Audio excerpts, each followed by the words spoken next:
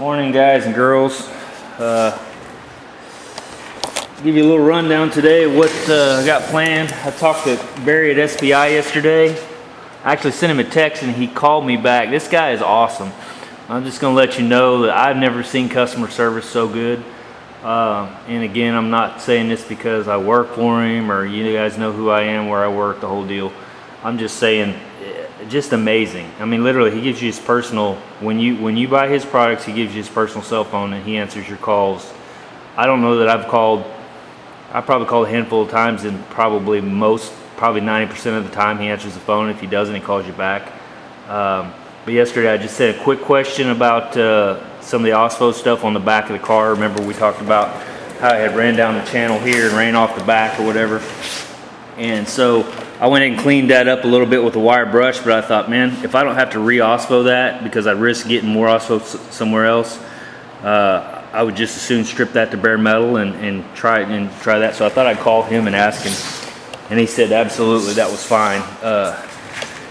So it's got this primer on here. My thought was, well, because primer's porous, it might actually go down to the metal, but he said no, just strip it down to the metal and you should be fine. So that's what I'm gonna do with that. But yeah, just letting you guys know. And I talked to him about the, put my bag around my lift and everything, and I mean, he just awesome. So anyway, yeah, you're not going to find customer service that good, I would think, anywhere. I mean, even if you use some of the high dollar products, I doubt you're going to find customer service like that. So for me, it's worth using his products just for the simple fact that I have the peace of mind that, I'm not a chemist, so I don't know how everything's going to work together and jive together. So I can call this guy at any time and say, hey, what do you think about this? And he'll tell you exactly. He said he used to work, I don't know if he's an engineer for an oil company or what, but he knows a lot about oil, obviously, because we were talking about the friction modifiers and stuff that are in transmission fluid and how they do get airborne. And he said he's seen some of the worst fisheye problems because of transmission fluid. I'm hoping that that's the culprit. I'm hoping that plastic fixes the problem. We'll find out today. I asked him about the humidity. I said, yeah, I'm going to wait till this weekend till the humidity drops. He said, no problem. He said, you don't have to worry about that with the epoxy. You can spray it when it's raining. It's not a problem. Humidity does not affect it whatsoever.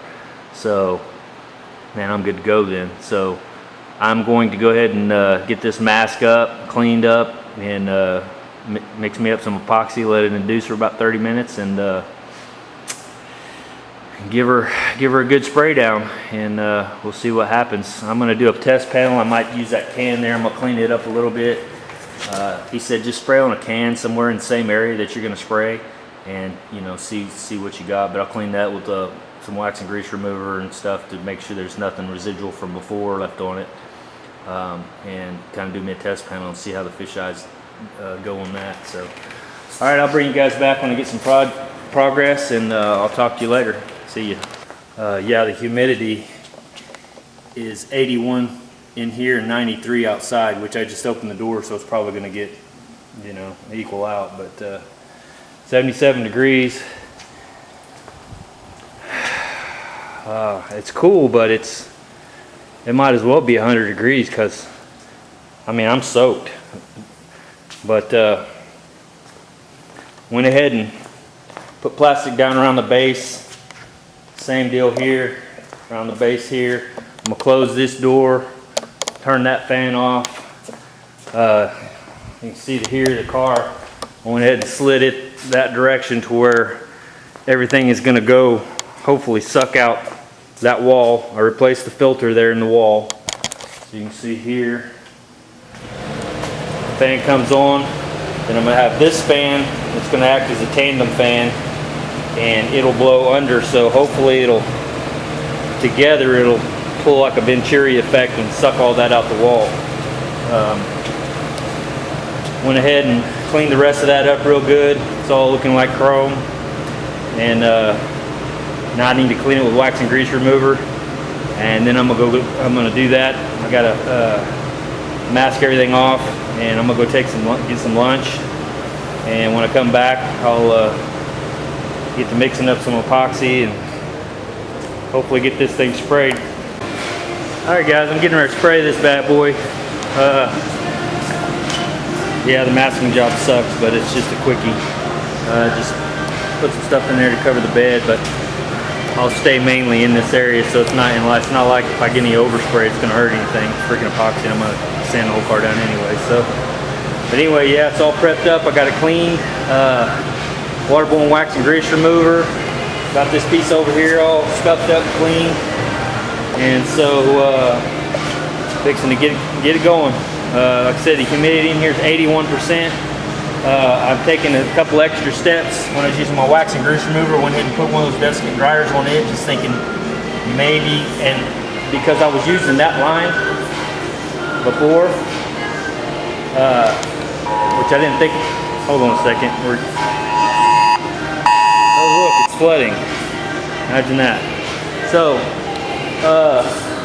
yeah, I was using that line before to spray my air and run this stuff, and I thought, you know, I wonder if maybe some oil that's in those lines, because it doesn't go through this dryer.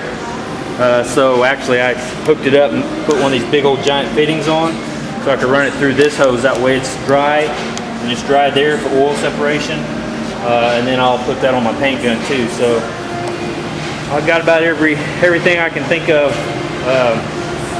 ready to go. So alright, we're gonna spray this. I'll bring you back. See. Hey guys, I got the first coat on. I went pretty light with it. But yeah, I mean, there's no fisheye, so pretty happy with that.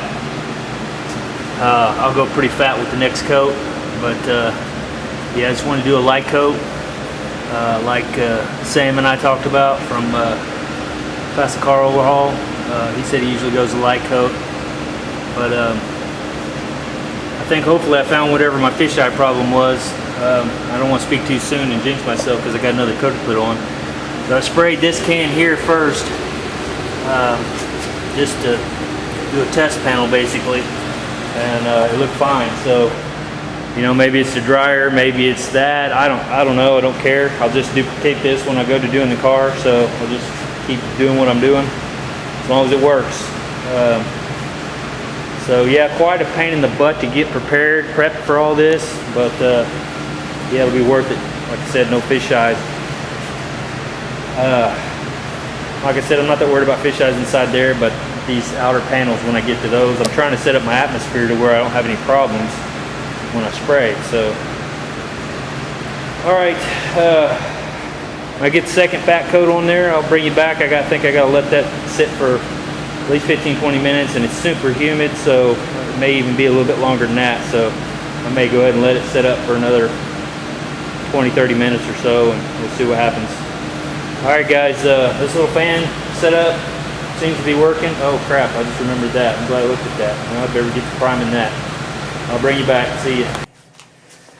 Hey guys, there it is. This 2 coats, nice and slick. There's a couple little tiny fish eyes. I mean, they're just tiny. And I don't even know if the camera pick it up or the, yeah, I don't. There's a couple there, just little tiny ones. They're almost not even noticeable. And that didn't happen until the second coat when I put it on pretty heavy. Back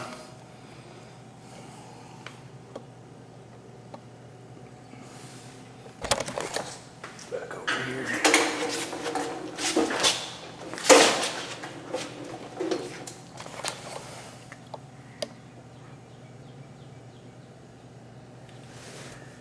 Just little tiny ones. No, I mean, not bad at all, really.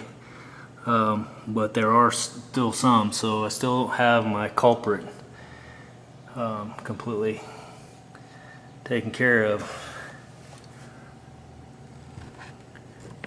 Just ever so slightly, you can see just little tiny guys. There's some there too. All in all, it looks pretty good though, and it's covered good, and so we're gonna live with it. But yeah, I don't know. don't know what else is causing. Like I said, I put the first coat on.